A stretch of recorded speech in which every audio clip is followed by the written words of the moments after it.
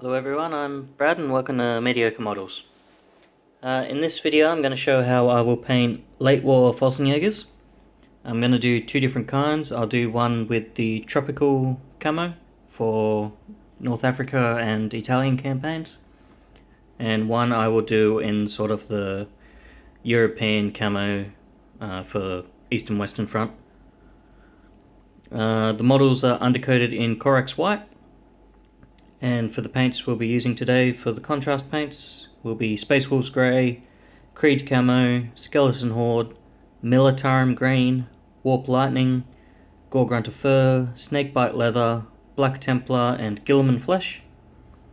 And then leadbelcher for any metallic areas, and then finish off with nuln oil and agrax Earthshade for the shades at the end. The first colour we'll use will be Space Wolves Grey, so I'll get set up and we'll get started.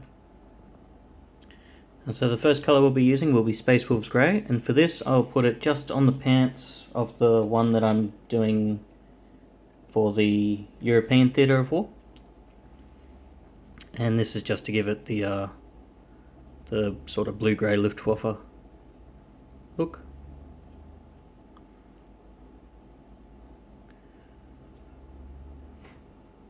If you have any with the field caps or officers caps, you can also put this over that.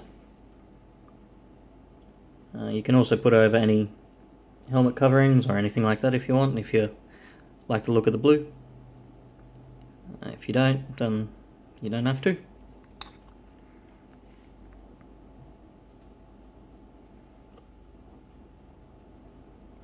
When putting it on, just try and be careful and not get anywhere else, but if you do, it's not a major issue.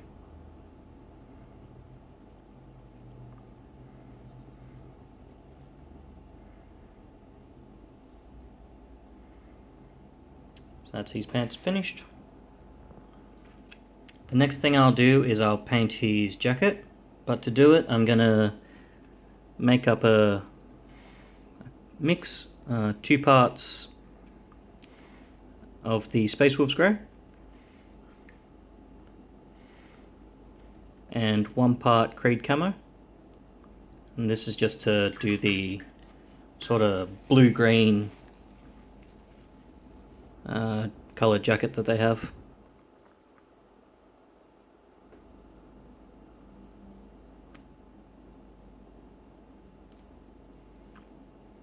This will simply just go all over his jacket.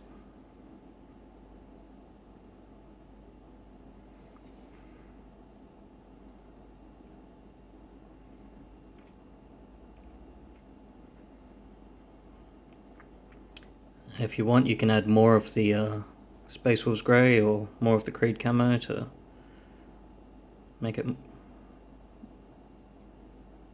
more one way or the other.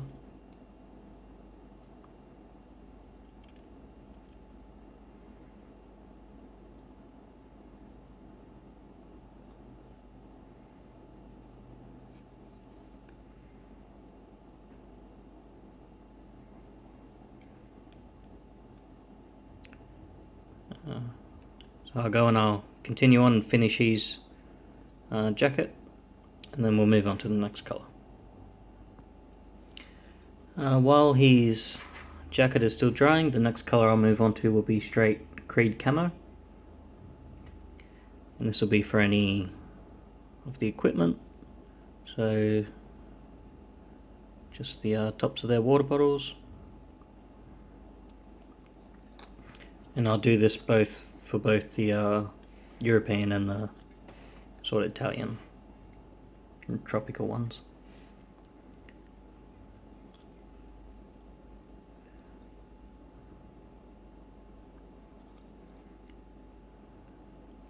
But also any of the gas mask containers that they might have.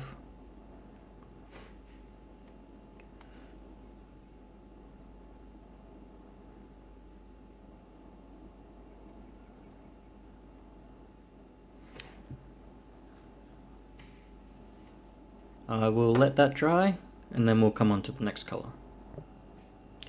The next colour I'll move on to will be Skeleton Horde, and for the European soldier. I'll put it over his helmet netting. I'll also put it all over the Panzerfaust and his little bag here as well as the bread bag at the back. For the North African or the tropical uniform, skeleton horde will simply be all over his jacket and his pants as well. And it'll also go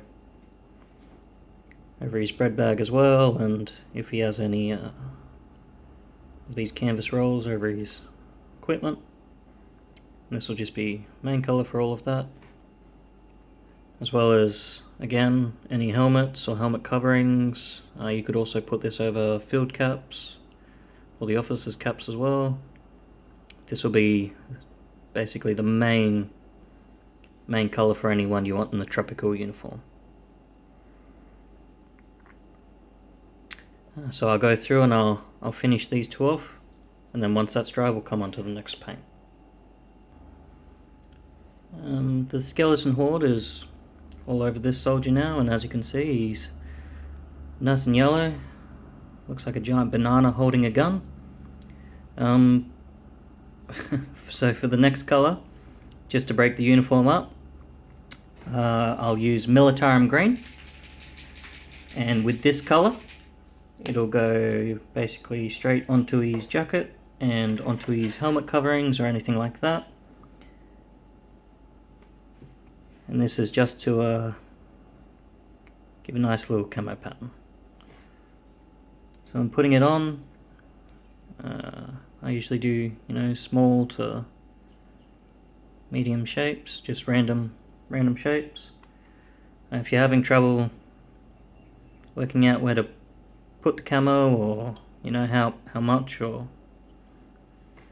how little you want, it's always good. You can search online just for Fallschirmjäger uniforms, and they'll generally give you a good idea of where to put these spots.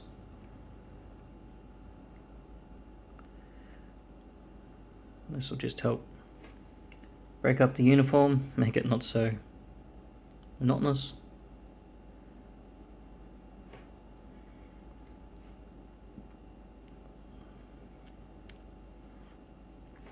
And this will just be for the tropical uniform.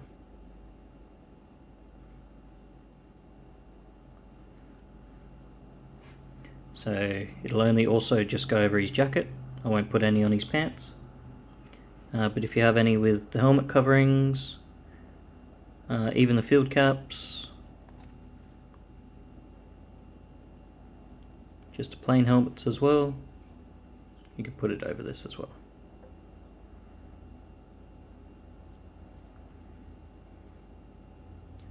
It's really important when putting this on that the initial layer of skeleton horde is completely dry. So that's the militarum green finished, and I'll let that dry and then we'll move on to the next colour. The next colour I'll move on to will be warp lightning, and for this it'll be exactly the same as the previous step on the tropical uniform.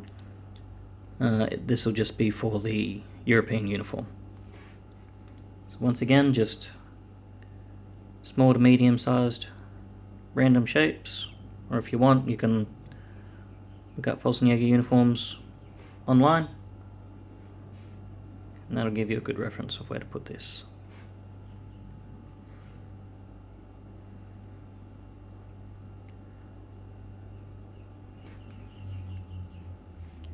Putting it on, try to avoid getting it on any of the other parts of clothing or the equipment.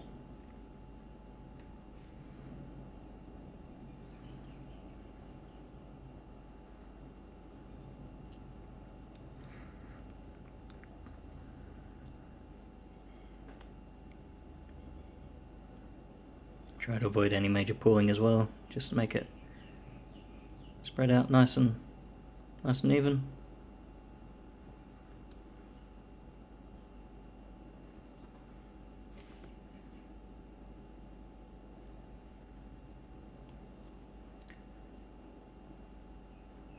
And that's it for his top as well. So I'll let that dry and then we'll move on to the next colour.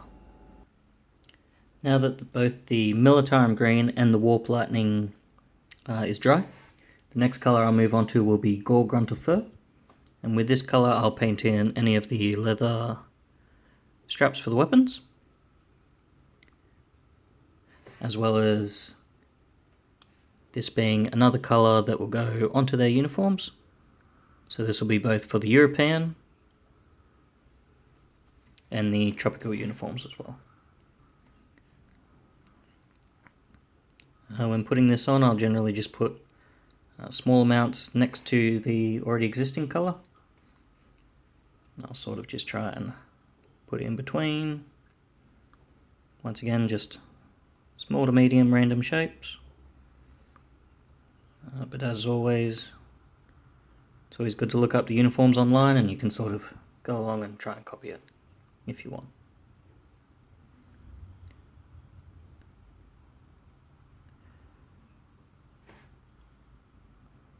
I'll just do this over both the models.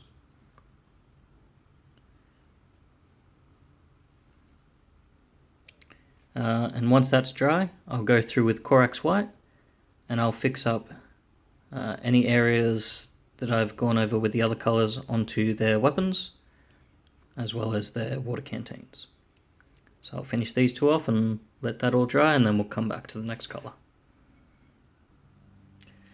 Now that the corax white has finished drying, the next colour I'll move on to will be snakebite leather, and this will go over any wooden areas on any of the weapons, as well as their water canteens.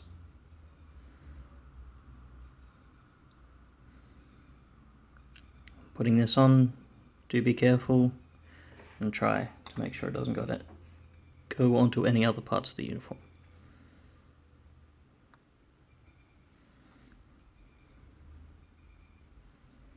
And that'll be the same for both models. So I'll continue on and finish these off, and then we'll come back to the next colour. Now that the snakebite leather is fully dry, the next colour I'll move on to will be black templar. And for this I will paint in their boots. When using this, be careful and make sure you don't get it on their pants.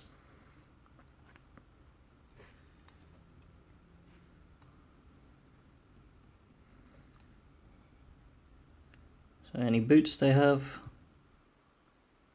as well as if they're wearing helmets, the leather straps for the helmets.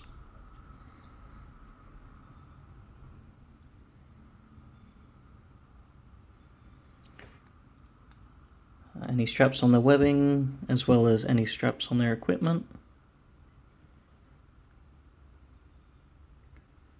That there be their water canteens or any of their rolls that they have, as well as their belts that go around here. And if any of them have the straps that go over the back and front, just along them as well. I would recommend using a smaller brush with a finer point, just to make sure you don't get any on the other parts of the uniform. So I'll go around and I'll do those two.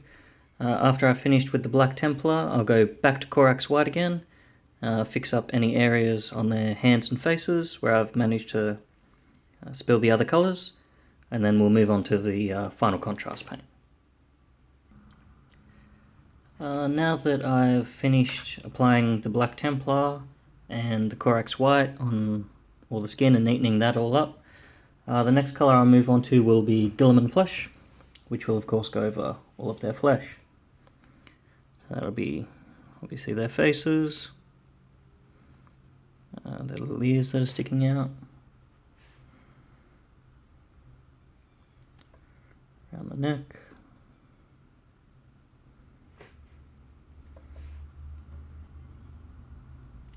and of course their hands. If you're painting any in their tropical uniforms, after applying this first layer you can let it dry and then apply a second coat, and that'll darken it up and give them more of a tanned look if you wanted to do that. But for these ones I'm just going to do one layer.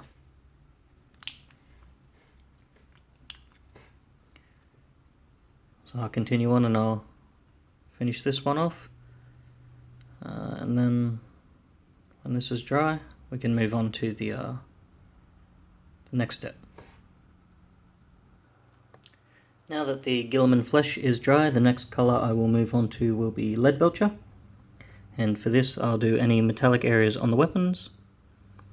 It'll be obviously the muzzle and the main loading breech, as well as any belt buckles, any clips they have on the front of their uniforms, if they're wearing the straps that go over their shoulders, any clips for their water canteens or any of their equipment, as well as the O-ring for any of them which have the straps that go over their shoulder.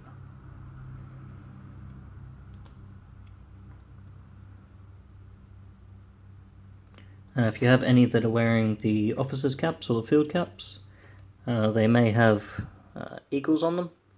I would also paint in the eagles with the leadbelcher. I do all my metal this way. So once this is dry we'll move on to our shades, and then that'll be it. So I'll continue on and finish both of these and then let that dry, and then we'll move on to our shades. Now that all the metallic areas are dry, the next paint I'll move on to will be nuln oil, and this will simply just go over all the metallic areas. I like to do all my metal this way because it's nice and simple and I like the look of it.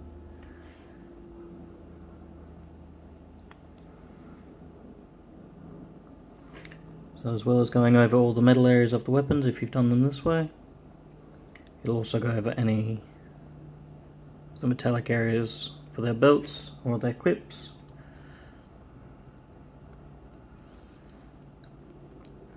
Or if you have any with the officers' caps or field caps, you'll also go over the eagles on those. So I'll finish this guy off and then we'll let that dry, and then we'll come back for the final shade. Now that the nuln oil has completely dried, the next colour I'll go on to will be agrax Earthshade, and this will be an all over shade over the entire model, just trying to avoid any major pooling. Also try to avoid any of the major metallic areas on the weapons if you've painted them up like I have. I like to do this on all my models, just to really bring the colour down and give them that nice gritty, dirty look. Make it look like they've been out in combat for quite some time. And this will be over both models, over the entire thing.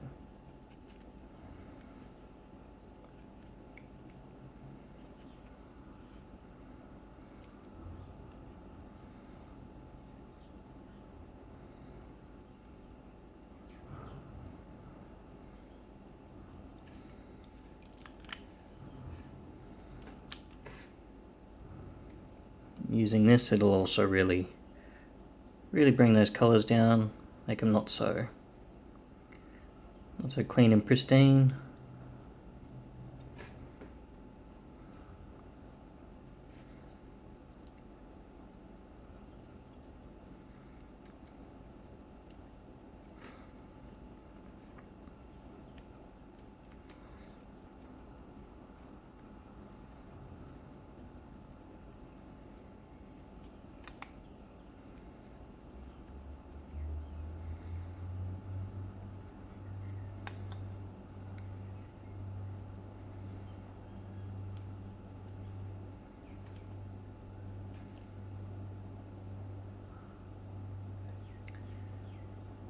So I'll let that dry, and then once it's fully dry, we'll come back and take a look at the finished product. Now that the agrax Earthshade is now basically all fully dry, this is what they look like.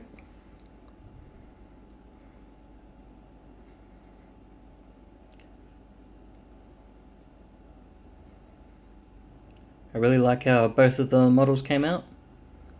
I'm really happy with how the European style uniform came out. It's a really difficult colour to try and make, well, at least using the contrast paints. But I really like how this one came out. And the tropical uniform.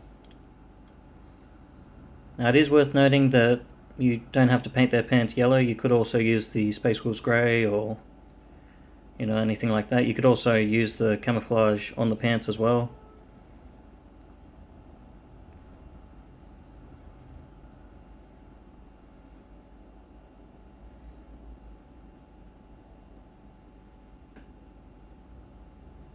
So yeah, that's how I would paint my Fallschirmjägers, using either the European style uniform or the tropical uniform. The only thing left to do now would be to base them. I hope you enjoyed the video, and yeah, I hope you enjoyed it and hope you learned something, and I'll see you in the next one. Bye.